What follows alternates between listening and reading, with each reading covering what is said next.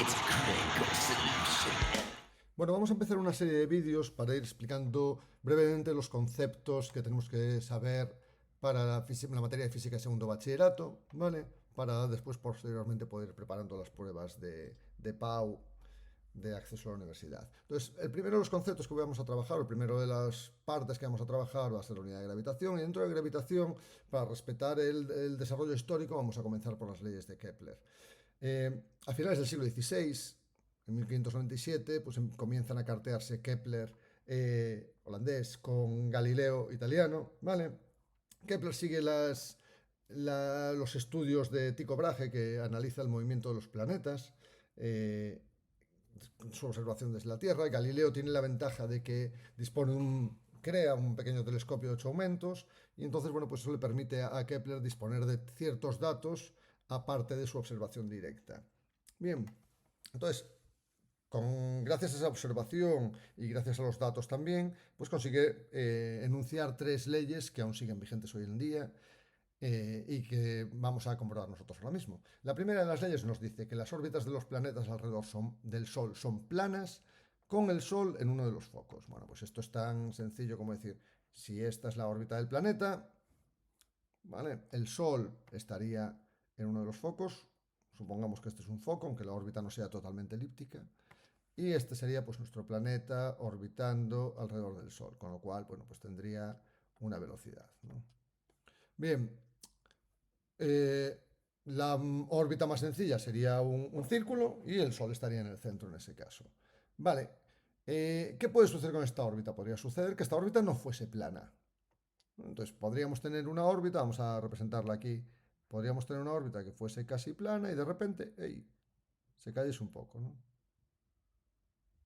Y nos hiciese así una parte que se nos va hacia abajo.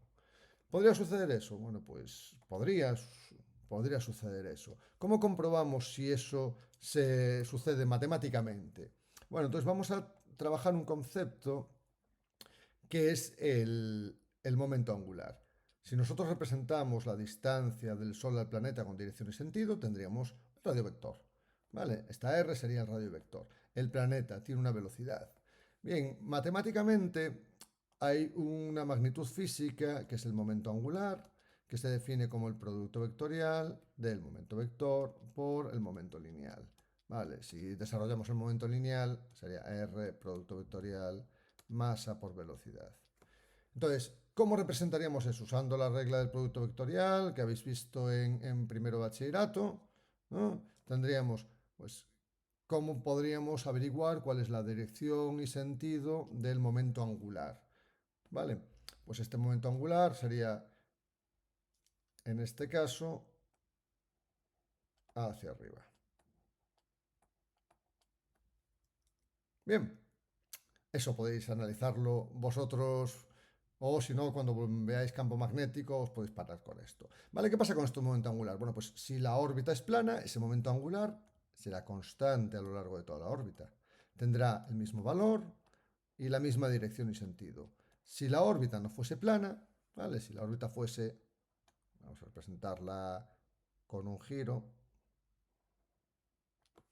Si la órbita no fuese plana, pues aquí en esta zona sí que tendríamos el mismo momento angular, pero en este lado de aquí el momento angular ya no sería exactamente el mismo, no tendría misma dirección y sentido, aunque tuviese el mismo valor.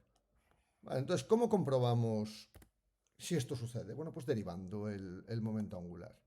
Entonces vamos a proceder a derivar ese momento angular.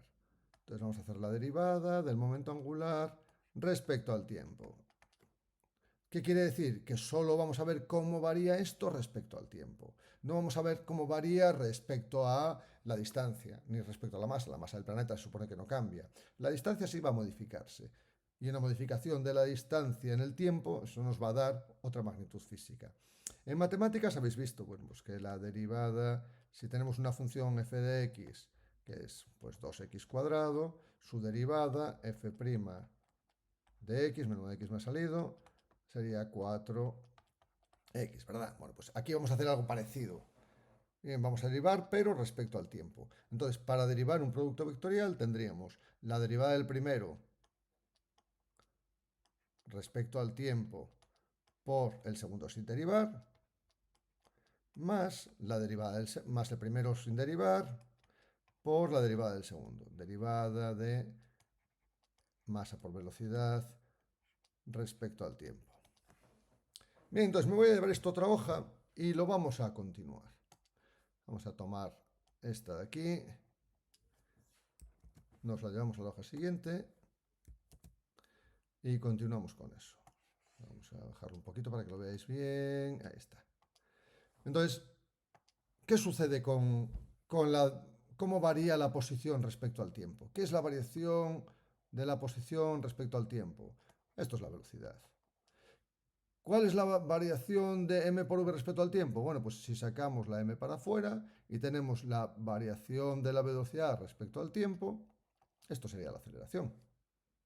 Vale, entonces, esta derivada de momento angular respecto al tiempo sería velocidad, producto vectorial, momento lineal, que es masa por velocidad, más posición por la constante sale para afuera al derivar, masa por la derivada de la velocidad, que es la aceleración. Bien, masa por aceleración es una fuerza. ¿De acuerdo? Vale, ¿qué sucede con la primera derivada? Producto vectorial de dos vectores, pero son de misma dirección y sentido. Como son de misma dirección y sentido, el seno del ángulo que forman es el seno de 0 grados. ¿Cuál es el seno de 0 grados? 0. ¿Qué pasa con la posición y la fuerza? Que sería en este caso la fuerza gravitatoria, con el vector de posición y la fuerza gravitatoria. ¿Os dais cuenta que esto va a ser 0? Vamos a tener exactamente lo mismo, que van a formar 0 grados entre los dos, pero lo vamos a representar por si acaso no caéis. ¿Vale? Entonces, representamos otra vez la órbita de nuestro planeta, representamos al Sol en uno de los focos, el radio vector, vamos a ponerlo en azul, en cualquier punto nos valdría. Y nuestro planeta.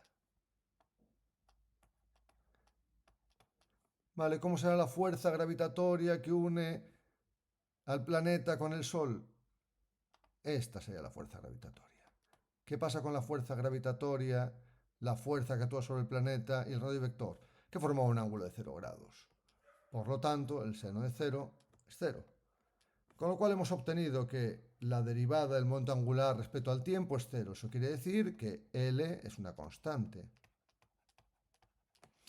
Y con esto demostramos que la primera de las leyes de Kepler nos permite comprobar que las órbitas son planas con el Sol en uno de los focos. Vamos enseguida con las dos otras leyes de Kepler. Segunda y tercera ley de Kepler. Hemos hecho la demostración de la primera, que tampoco sería imprescindible, pero es un buen ejercicio matemático para recordar ciertas cosas. La segunda de las leyes de Kepler nos dice que el radio que une el Sol con el planeta barre áreas iguales en tiempos iguales. Bueno, pues vamos a traducir esto, poder explicar un poquito qué significa eso.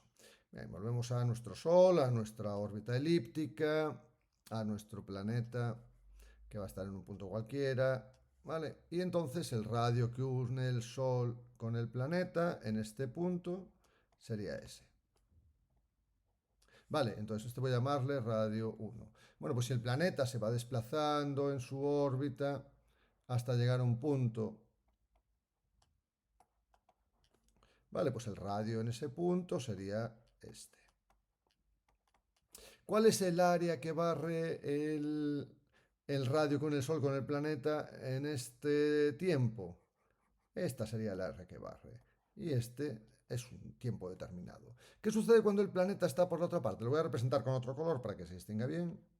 Vale, imaginemos el planeta en un punto cercano al más alejado. Después ya definiremos qué es el punto más alejado y cuál es el punto más cercano al Sol.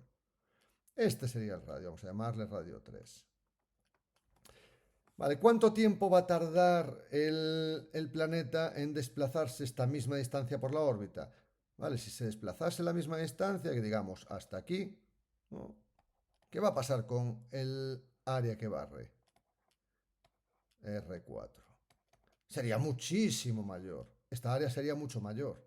Entonces, eso no nos lo dice la segunda de las leyes de Kepler.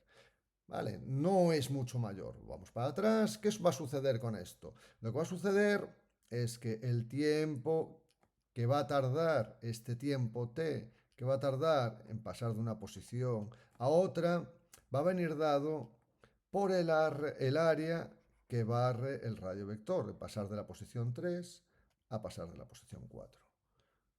¿Qué implicaciones tiene esto? Que cuanto más cerca esté el planeta del Sol,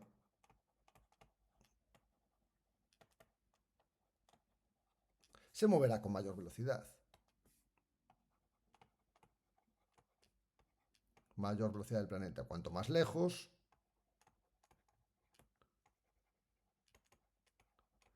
menor velocidad. Menor velocidad del planeta. Eso quiere decir que la velocidad del planeta aquí va a ser una y la velocidad del planeta aquí pues va a ser otra. Vamos a representarlo aquí. Uy, aquí me ha salido muy grande, tendría que ser más pequeñita, ¿vale? Sería diferente. Entonces la velocidad del planeta va a cambiar a lo largo de la órbita. Ya veremos más adelante en el tema cómo podemos calcularla en cada punto. Bien, vamos a la tercera de las leyes de Kepler. La tercera de las leyes de Kepler nos dice que se puede establecer una relación entre el periodo del planeta alrededor del Sol y el radio de la órbita. Vale, que ya estamos asumiendo, si hay un periodo, eso es el tiempo que tarda en recorrer pues, una circunferencia completa, una órbita completa. Y esa ley nos dice que el periodo al cuadrado partido por el radio medio que une el planeta con el Sol al cubo es una constante. Bueno, ya veremos un poquito más adelante, porque en ese momento lo único que podía conseguir Kepler era obtener que el valor era esa relación era una constante, pero no podía obtener el valor de esa constante. Eso no llegará hasta que Newton sea capaz de expresar el valor de esa constante G de gravitación universal. Y esa constante que va a ser medida gracias a Cavendish, en el que os dejaré un vídeo en la descripción del vídeo. Bien, entonces esto va a suceder para cualesquiera dos planetas. ¿Qué quiere decir eso? Bueno, pues que el periodo, imaginemos de Marte al cuadrado alrededor del Sol partido por el radio de Marte al cubo, va a ser igual a una constante. Y va a ser igual a la misma constante que el periodo de Venus al cuadrado alrededor del Sol partido por el radio de Venus al cubo alrededor del Sol. ¿Por qué? Porque esa constante ya veremos que depende de G y depende de la masa de la estrella, o en el caso de satélites, alrededor de lo que orbitan, del planeta alrededor que orbitan. ¿Vale? Entonces esto nos permitirá pues, resolver problemas fácilmente. Y este vídeo lo dejamos aquí, espero que os haya servido. ¿De acuerdo? Un saludo.